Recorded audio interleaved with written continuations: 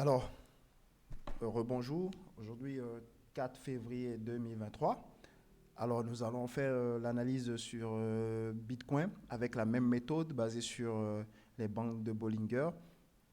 Donc, comme d'hab, on va passer ici aux chartes de Bitcoin. On va passer au graphique mensuel. Donc, on va descendre crescendo du mensuel jusqu'au journalier.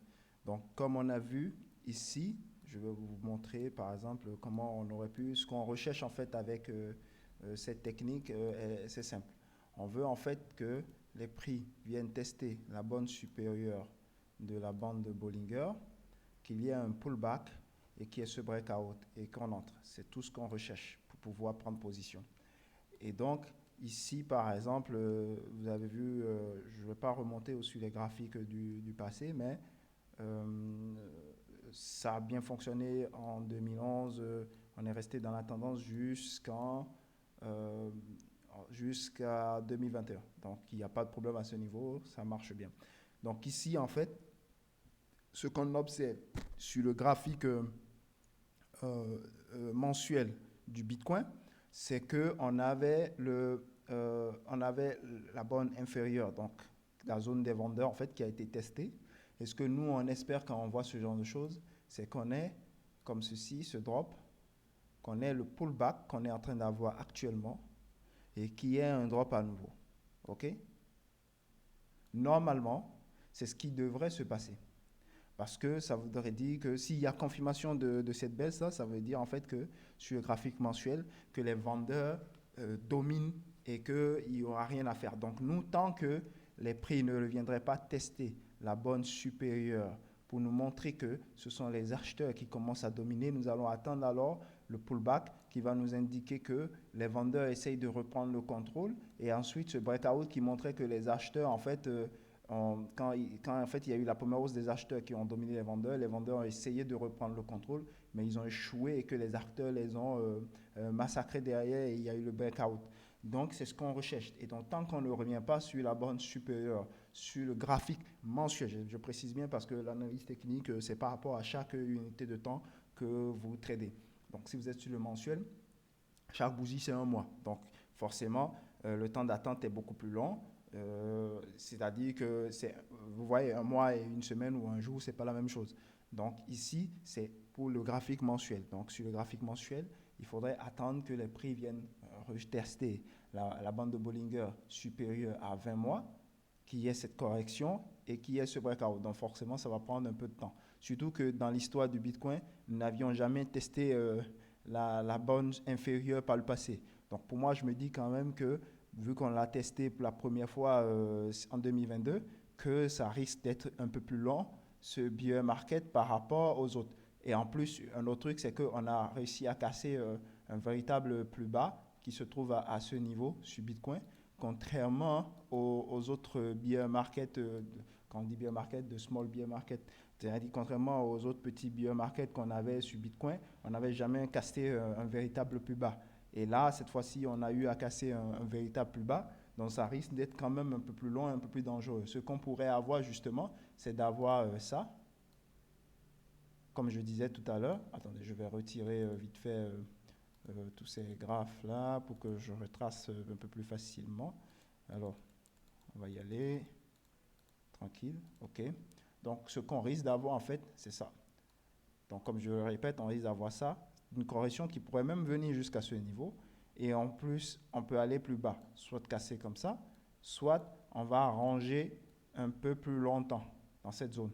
Et ça va durer peut-être plus longtemps que les autres phases qu'on a eu à avoir.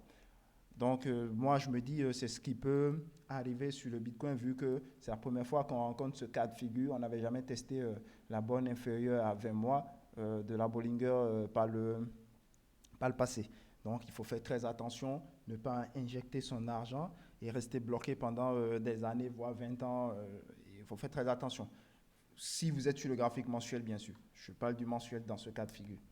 Alors, et forcément, si c'est que le mensuel n'y arrive pas, c'est que les autres graphiques en dessous ne sont pas revenus jusqu'à ce prix. Donc, il faut faire très attention là où on met son argent, quoi. Alors, donc ici, on va passer au graphique hebdomadaire et nous allons reprendre à nouveau le scénario.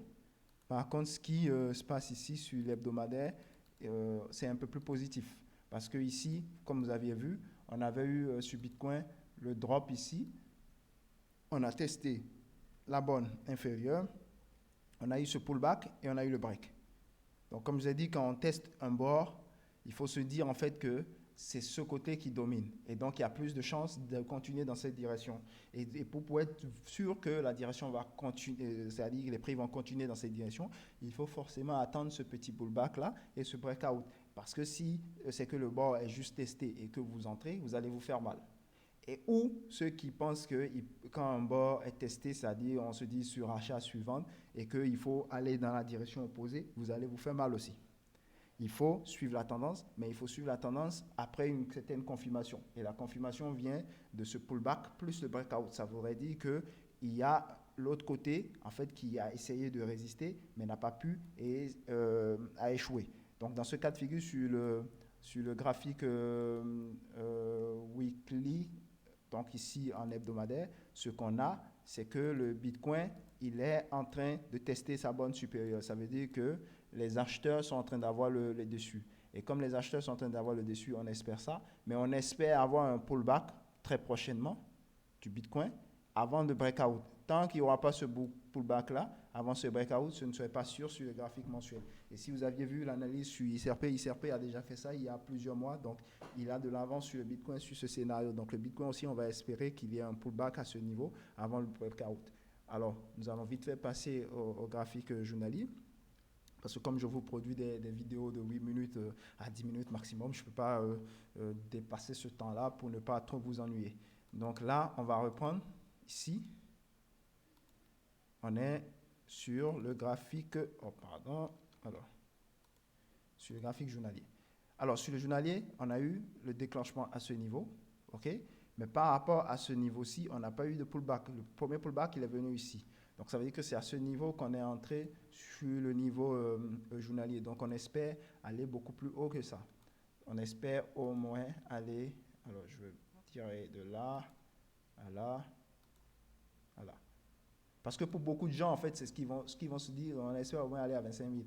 Alors, ce que beaucoup de gens ils vont se dire, c'est que, ah oui, mais les prix sont partis, donc j'ai loupé tout ça. Ouais, c'est vrai, tu as loupé tout ça, mais tu aurais pu entrer et le marché se serait retourné. Il faut toujours attendre cette confirmation. Qu'est-ce qu'on a eu après cette confirmation? C'est qu'il y a eu breakout derrière. Donc, ça veut dire qu'il y a quand même le marché à continuer. Et quand on arrive à bien manager, surtout quand on prend des positions sans effet de levier et tous ces trucs-là, on arrive quand même à mieux manager que ceux qui ont des positions avec effet de levier, qui généralement, ou qui ont des stops serrés, qui généralement leur rend la vie difficile pour le management. Généralement, c'est du ça passe ou ça casse. Donc, sur ce cas de figure-là, Bitcoin, on espère quand même aller jusqu'à 25 000, mais on se dit, à cause du graphique weekly que je vous ai montré tout à l'heure, qu'il y a la possibilité d'avoir le pullback. Et justement, pour que ce pullback-là puisse se faire en paix, les prix pourraient revenir même jusqu'ici. Et vu que nous, notre stop loss, il est assez large, on n'a pas de problème à ce que les prix viennent même en dessous de ce plus bas et viennent dans cette zone. Parce que nous, on a un stop beaucoup plus large. Donc, on ne stresse pas comme les gens qui vont mettre leur stop loss ici. Parce que le weekly, je peux vous assurer qu'il va corriger. Donc, on n'a pas ce problème-là comme ces gens-là qui mettent leur stop loss serré. Nous, on a un stop loss assez large. Ça veut dire qu'il faut qu'ils cassent ce support et qu'ils cassent aussi ce support pour nous invalider. Donc, il y a deux supports à bousiller avant de nous mettre out. Alors que les autres, ils sont juste là. C'est très petit par rapport à ce mouvement-là. Ce pullback, il est très petit. Et donc, il a beaucoup de chances de se faire bousiller. Il peut aller juste là, mais à cause du weekly, comme je vous le rappelle, il a beaucoup de chances de se faire bousiller ce stop. Donc, on peut avoir les prix qui reviennent dans cette zone avant de repartir. Sur ce, merci pour l'analyse sur Bitcoin.